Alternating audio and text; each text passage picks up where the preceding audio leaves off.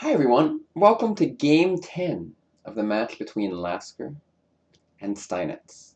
Lasker still has a 5-game lead in this match, and in this position it's white to move. So I would recommend you pause your video here and try to figure out what white should do.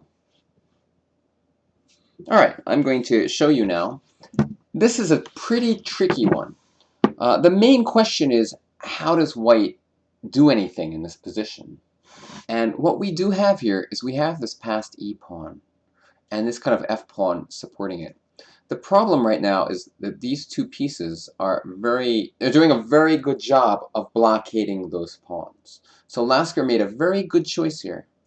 He played rook to g5.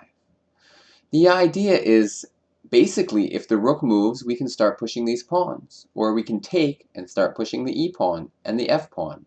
Like we could take, go rook g5, f5, e6. So a very nice trade. Black ended up taking, white took with a rook. Rook to d5 to stop f5. Queen f3. Rook to d7. The reason he did that, probably because f5, like let's say he makes a random move. f6 followed by taking on d5. So he ended up moving the rook back, now queen e4, and these pawns are ready to roll. But not just yet.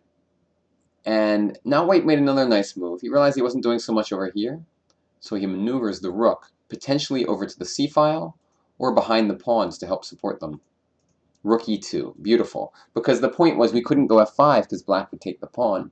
Now we are ready to go f5. Queen g4, e6, bishop e7, rook to c2 now, another annoying rook maneuver, attacking c6.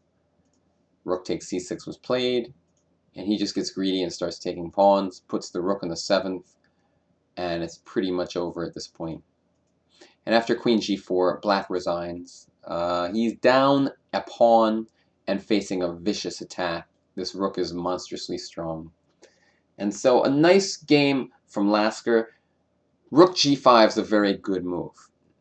Finding those trades and finding which pieces to trade and which ones not to trade are the hallmarks of strong players.